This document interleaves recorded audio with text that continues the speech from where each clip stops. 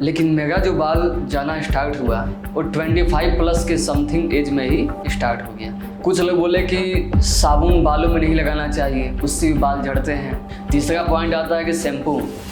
कुछ लोग कहते हैं कि ये शैम्पू नहीं लगाना चाहिए, ये शैम्पू अच्छा होता है। एक हेयर विग भी होता है जो कैप के जैसे होता है, एक लगाने वाला होता है, एक चिपकाने वाला होता है। मैंने सोचा कि हो ना हो उसी को देखा जाए। दूध के लिए मना किया गया, मिल्क, खट्टी चीज़ के लिए मना किया गया और राइस के लिए मना किया गया। ऐसे ऐसे कुछ चीज़ें थी।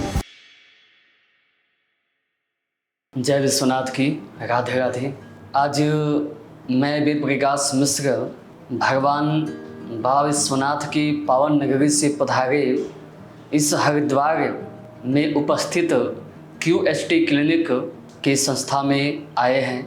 हमारा ट्रांसप्लांट महज आज के ठीक 1 मंथ पहले किया गया था और आज ही के दिन हमारा आज का फर्स्ट PRP संपन्न हुआ, जो काफ़ी सही ढंग से और सुयोग्य चिकित्सकों के माध्यम से किया गया। जहाँ तक हम आपको बताना चाहें कि जैसे बाल झड़ना स्टार्ट हुआ, जैसे आम इंसान की भांति हमें भी चिंता हुआ, तनाव हुआ कि आखिर ये सब क्यों। इतने कई लोग कहते हैं कि जेनेटिक के माध्यम से होता है, मानते हैं बात को कि जेनेटिक के माध्यम से होता है। जैसा कि हमारे फैमिली में मैंने होश संभालते हुए जैसे सबसे पहले इंसान को देखा अपने पिताजी को, तो उनका भी जब बाल गया तो लगभग 50 प्लस एज होने के बाद ही बाल झड़ना स्टार्ट हुआ। तो जेनेटिक कहा जाए तो हमारे दिखने में उस एज के समथिंग एज में बाल झड़े तो जेनेटिक कह सकते हैं। लेकिन मेरा जो बाल जाना स्टार्ट हुआ वो 25 प्लस के समथिंग एज में ही स्टार्ट हो गया। कहाँ 50 प्लस और कहाँ 25 प्लस, काफ़ी लॉन्ग डिस्टेंस है। तो मैंने देखा कि हो ना हो पानी की वजह से हो सकता है, क्योंकि उसके पहले जहाँ हम रहते थे, जैसे हम अपने जन्म स्थान से लगभग 300 किमी लॉन्ग डिस्टेंस पर रहते हैं। तो पहले रहते थे विश्वनाथ टेम्पल के पास में। वहाँ पे भूमिगत पानी यानी कि जो सबमर्सिबल का पानी होता है, जब तक उस पानी को यूज़ किए नहाने के लिए या पीने के लिए या जैसे भी यूज़ किए तो बाल बिल्कुल परफेक्ट था। लेकिन जैसे सप्लाई पानी को यूज़ किए, मतलब जगह परिवर्तन के माध्यम से सप्लाई पानी को यूज़ किए, तब से बाल झड़ना स्टार्ट हो गया। एक दिन मैं ऐसे ही नहा के आया था, बाल झाड़ते वक्त जो बालों में हाथ लगाते हैं ना, ऐसे हाथ लगाते हैं, तो हमारे हाथों में मतलब कि एकाधिक मात्रा में बाल दिखाई पड़े जो झड़े हुए थे। डैंड्रफ भी था, बाल झड़ना स्टार्ट हुआ था। सोचे कि कुछ टाइम बाद सही हो जाएगा, ये सब नॉर्मल है बाल झड़ना। लेकिन आए दिन बाल झड़ना उसका मात्रा बढ़ने ही लगा, घटने की अपेक्षा बढ़ने लगा। मैं सोचा कि हो ना हो पानी में समस्या आ सकता है। तो कुछ लोग बोले कि पानी में फिटकरी 5-6 बार राउंड घुमाने पे जो भी पानी का कचरा होता है वो सब मिट्टी नीचे बैठ जाता है और फिर नहाने मात्र से उसमें कोई प्रॉब्लम नहीं होता है। मैंने उसको भी आजमाया, लेकिन कोई खास रिस्पॉन्स देखने सुनने को नहीं मिला। कुछ लोग बोले कि साबुन बालों में नहीं लगाना चाहिए, उससे भी बाल झड़ते हैं। मैंने उसको भी नोटिस किया, साबुन लगाना बिल्कुल छोड़ दिया, उससे भी कोई खास रिस्पॉन्स नहीं मिला। तीसरा पॉइंट आता है कि शैम्पू। कुछ लोग कहते हैं कि ये शैम्पू नहीं लगाना चाहिए, ये शैम्पू अच्छा होता है। मैंने उसको भी नोटिस किया, लेकिन ऐसे ऐसे कई सारे अपवाद हैं। मैंने उसको नोटिस किया, उसका अनुसरण भी किया, लेकिन कोई भी खास रिस्पॉन्स नहीं मिला। फिर कुछ फ्रेंड सर्कल अपने भाई के माध्यम से मालूम चला कि एक हेयर विग भी होता है जो कैप के जैसे होता है, एक लगाने वाला होता है, एक चिपकाने वाला होता है। मैंने सोचा कि हो ना हो उसी को देखा जाए, जो आम मार्केट में 12-13 हज़ार 15 हज़ार में मिल जाते हैं। लेकिन हमारी पहचान के बहुत ही घनिष्ठ व्यक्ति हैं, क्या ही नाम बताऊं, एक गोपनीयता भी होती है। मैंने उनका देखा कि उनका स्किन आंखों देखा हाल, स्किन खराब होने के चांस ऐसा हमें लगा। तो उन्होंने स्वयं बताया कि इसको लगाने से बहुत पेन होता है कभी कभी, और ऐसा लगता है कि माथे पे बहुत ज़्यादा बोझ, वजनी चीज़ लदा हुआ है, कोई जकड़ा हुआ है माथे को, तो उनके बातों को सुनने के बाद भी मैंने उसको कैंसिल किया कि नहीं, ये भी फ़ायदेमंद नहीं है। लास्ट में हमारे घनिष्ठ मित्र, वो भी ब्राह्मण ही है, जात और कर्म दोनों से, उन्होंने कहा कि ट्रांसप्लांट सबसे विशेष फ़ायदेमंद और टिकाऊ है, जो विदाउट पेन तो हालांकि ट्रांसप्लांट के टाइम होता है हल्का फुल्का, बिल्कुल ना के समान, जैसे चींटी काटती है उसके जैसा होता है।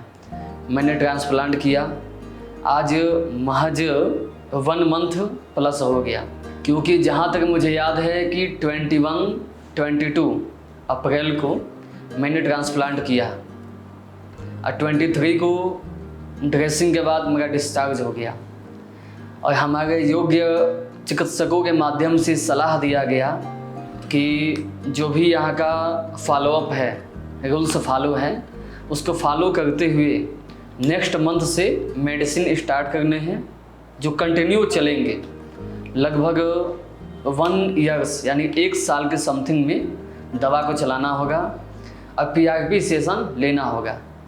ऐसा नहीं कि PRP सेशन यहीं से लें, जहाँ पे हमें कंफर्ट पड़े और सही पड़े कि हाँ यहाँ पे PRP सेशन सही ढंग से, उचित ढंग से किया जाता है, वहाँ से लिया जाए तो बाल जल्दी ग्रोथ होने के चांस होते हैं। यही सोच के हम इस क्लिनिक को डिसाइड किए, ट्रांसप्लांट किए और आज हम आप सभी के सामने यहाँ उपस्थित हैं। अब रही बात अगले पड़ाव का कि इसमें क्या क्या परहेज है, मतलब क्या क्या बचाव करने हैं, क्या क्या इसका शेड्यूल होता है 1 मंथ का, जैसे जो मैं फेस किया हूँ 1 मंथ में। मैं अपना प्रतिक्रिया ये देना चाहता हूँ कि यहाँ से जाने के बाद हमारे चिकित्सक सलाह दिए कि ट्रांसप्लांटर एरिया को ओपन नहीं छोड़ना है, यानी कुल मिला के इसको पोल्यूशन से बचाने हैं, ठीक है। और इसको बिल्कुल जब भी लेटे तो स्ट्रेट में लेटे, क्योंकि जैसा आप सभी ने देखा होगा ट्रांसप्लांट के टाइम माथे पे एक पट्टी लगता है, हमारे ख्याल से एक जो गर्म पट्टी होता है जिससे स्वेलिंग ना हो, यानी कि सूजन ना हो। और काफ़ी मुझे उसका फ़ायदा समझ में आया भी। जब तक मैंने उस पट्टी को लगाया था मेरे माथे में बिल्कुल भी कोई भी सूजन नहीं आया। तो जहाँ तक मेरा मानना है कि चिकित्सकों ने अपना जो भी रूल्स फॉलो के लिए बोला था, यदि उसको फॉलो किया जाए तो कोई भी प्रॉब्लम फेस नहीं होगा। दूसरी बात कही जाए तो जैसे मैं यहाँ से ट्रेवलिंग किया, हमारा ट्रेवल टाइम यहाँ से लगभग 18 से 20 घंटे का होता है, मोटा मोटी 18 से 20 घंटे का। मैंने ट्रेन में लेटा, उसका साइड इफेक्ट ये भी था कि माथे में पसीना नहीं होने देना है, पोल्यूशन से बचना है और बिल्कुल स्ट्रेट सोना है, मतलब किसी भी एंगल से माथे का झुकाव नीचे नहीं होना चाहिए, ये विशेष ध्यान देना चाहिए।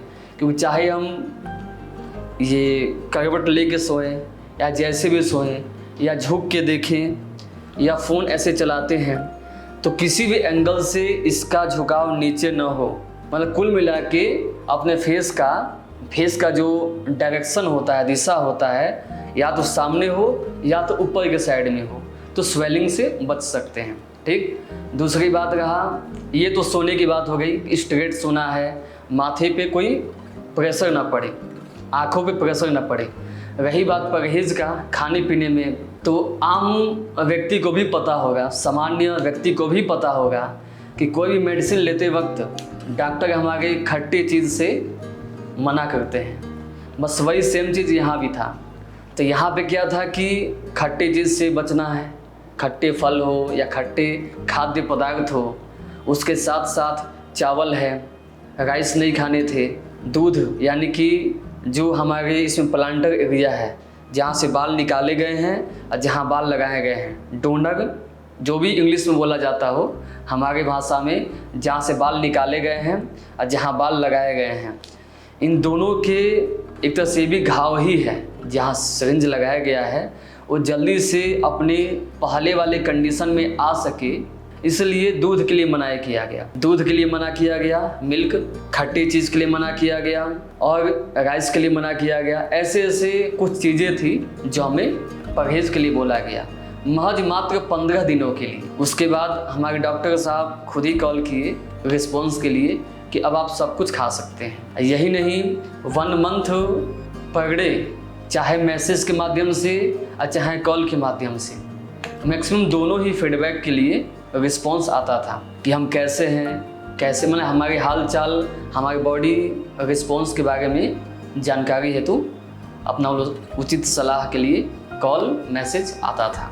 रही बात की मतलब कि हिल यानी कि यहाँ पे ठीक होना कब से स्टार्ट हुआ, और प्लस यहाँ पे कई लोग कहते हैं कि बाल ट्रांसप्लांट का नहीं झड़ता है, लेकिन ऐसा नहीं है। जैसा हमारे डॉक्टर पहले बताए थे ठीक वैसा ही स्थिति परिस्थिति मेरे साथ भी हुआ हो रहा है। मैंने नोटिस किया था कि पीछे जो बाल निकाला गया था ना, तो लगभग स्टार्टिंग के 3-4 दिन तक ऐसे चिपचिपाहट सा कुछ निकलता महसूस हुआ, लेकिन मैंने नोटिस किया कि फॉलोअप के बाद लगभग 1 वीक प्लस यानी कि 1 सप्ताह की समथिंग में हमारे बाल पीछे वाले जो स्किन थे नॉर्मल होना स्टार्ट हो गया।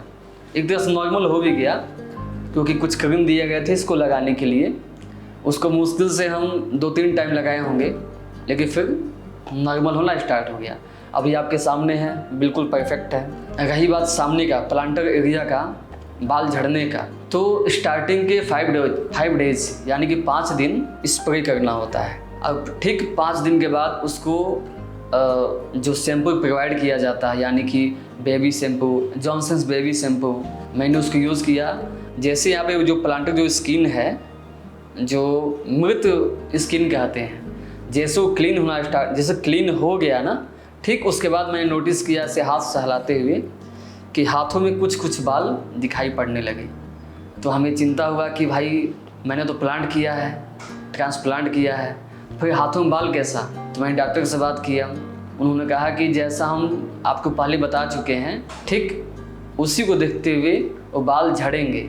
जो बाल स्किन के ऊपर हैं मैक्सिमम बाल वो झड़ जाएंगे, लेकिन टेंशन लेने की बात नहीं है, क्योंकि उसकी जड़ें आज भी आपकी स्किन के अंदर हैं। जैसे कोई भी फसल उगाने के लिए बीज डालते हैं भूमि में, तो भले ऊपर से फसल या बीज दिखाई नहीं पड़ता है, लेकिन जो बीज इसकी ज़मीन के अंदर होता है वही अंकुरित होता है। ठीक वही प्रोसेसिंग हमारे ट्रांसप्लांट एरिया का भी सिस्टम है। तो महज बाल झड़ना 3 से 4 मंथ झड़ेंगे, उसके बाद से नए बाल वहाँ से आने स्टार्ट हो जाएंगे। जैसे हम यहाँ से अपने वासस्थान को गए, यानी कि जहाँ पे हम रहते हैं, वहाँ पे कई लोगों ने पूछा कोई कैप लगाएंगे, तो नॉर्मली कोई भाई किसी को डाउट होगा कि जो इंसान विदाउट कैप का रहता हो, अचानक से कैप कुछ बदलाव दिखे लगभग सभी गतिविधियों में, तो कोई पूछेगा क्या है क्या नहीं।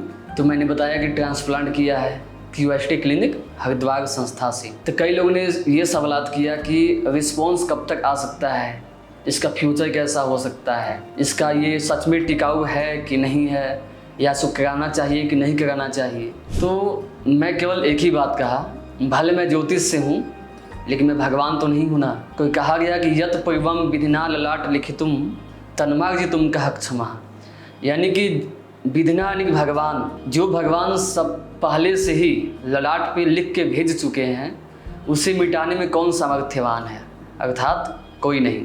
लेकिन फिर भी उम्मीद पे दुनिया कायम है। बस उसी उम्मीद से हम भी आपके यहाँ इस हरिद्वार में उपस्थित QST क्लिनिक में आए हैं कि शायद मेरा भी अच्छा रिस्पॉन्स आए। अब तक तो मुझे पॉजिटिव रिजल्ट ही मिला है, लेकिन जब तक बेहतर में बेहतर रिस्पॉन्स न मिल जाए तो तब तक कैसे कह सकते हैं। लेकिन जैसा डॉक्टर हमारे सलाह दिए हैं कि 1 ईयर्स यानी 1 साल के समथिंग में आपके बाल अच्छे खासे आ जाएंगे, उसके बाद तो फिर वो बाल अस्थायी रहेंगे, टिकाऊ रहेंगे। लेकिन 1 साल आपको एक होता है तपस्या, यानी कि बाल को बनाए रखने के लिए, मजबूती बनाए रखने के लिए आपको 1 ईयर्स का फॉलोअप लेना पड़ेगा। और दूसरी बात ये कही जाए, मैंने अपने फ्रेंड सर्कल और अपने आसपास के लोगों से बताया कि जो बाल लगे हैं आए दिन वो 3-4 मंथ तक झड़ेंगे। जैसे नॉर्मल स्किन होता है वैसा तो नहीं, लेकिन फिर भी अधिक लेवल तक बाल झड़ जाएंगे। लेकिन 3-4 मंथ के बाद झड़ने के बाद एक नए बाल पुनः उसी स्थान से, उसी जड़ से निकलना स्टार्ट होगा। और हमारे डॉक्टर ये भी कहे हैं कि बाल तो झड़ेंगे 3-4 मंथ तक, उसके बाद जैसे बाल आना स्टार्ट होगा वही बाल आपको खुद यकीन नहीं होगा कि सच में हमारे पहले वाले ही बाल हैं। इसी विश्वसनीयता के साथ हम आपको बताते हैं और जनता जनार्दन को भी बताते हैं कि जैसा मेरा उम्मीद है मैं आप सभी के साथ हमेशा बना रहूँगा, क्योंकि मेरा ये मानना है कि भले लॉन्ग डिस्टेंस हो या जो भी हो, कोई भी चीज़ एक जगह से हो तो काफ़ी अच्छा है, विश्वसनीयता है। तो भले मैं बनारस काशी से आया हूँ, भले लॉन्ग डिस्टेंस है, लेकिन मेरा ये मानना है कि PRP और मेडिसिन एक ही जगह से हो तो काफ़ी अच्छा है। अब रही बात PRP सेशन का, तो आज मेरा फर्स्ट PRP रहा। कई लोग बोलते हैं कि काफ़ी पेन होता है, ऐसा नहीं है, लेकिन क्योंकि PRP में जो टाइम लगता है महज 5 से 10 मिनट का PRP सेशन होता है। क्योंकि आज मेरा फर्स्ट दिन का एक्सपीरियंस बताना चाहेंगे कि यहाँ से मेरा ब्लड निकाला गया। क्या है कि यहाँ से ब्लड निकाल के जैसा हमारे चिकित्सकों ने बताया कि इसमें कुछ प्लाज्मा पता नहीं क्या क्या होता है, अब डॉक्टर की भाषा डॉक्टर ही जाने, मतलब कि यहाँ से ब्लड निकाल के इस बालों में उसको क्या कहते हैं कि सिरिंज नीडल के माध्यम से उसमें इंक्लूड किया जाता है। वही शायद हमारी भाषा में PRP सेशन होता होगा। रही बात चिकित्सकों के व्यवहार का, बिहेवियर का, तो लोग उस अंतराल में भी हमारे हाल चाल पूछते रहे और पेन कैसा है कैसा नहीं है, पेन ज़्यादा है कि कम है, पेन बोले तो दर्द ज़्यादा है कि कम है, वो लोग अपना खास ख्याल रखते हैं। उसमें कोई भी कमी नहीं है, कोई भी शिकायत नहीं है। अब तक का जो भी मेरा एक्सपीरियंस था, अनुभव था, 1 महीने तक का, हम आप सभी को विचार साझा किए। अब मिलते हैं अगले नेक्स्ट PRP सेशन। जैसा हमारे डॉक्टर बताए हैं कि स्टार्टिंग के 3-4 मंथ तक पर मंथ PRP सेशन लेना है। उसके बाद डिस्टेंस लेवल पे यानी गैपिंग पे महज 3 महीना 6 महीना के गैपिंग लेवल चिकित्सक बताएंगे, उसके हिसाब से PRP सेशन लेना होगा। तब तक के लिए आप सभी हमारे इस QST क्लिनिक चैनल पे बने रहें और नेक्स्ट टाइम जब हम आप सभी के बीच आएंगे PRP सेशन के लिए तो फिर से अपना विचार साझा आप सभी के समक्ष करते रहेंगे। तब तक के लिए जय विश्वनाथ की, Radhe Radhe. Thank you for QST clinic.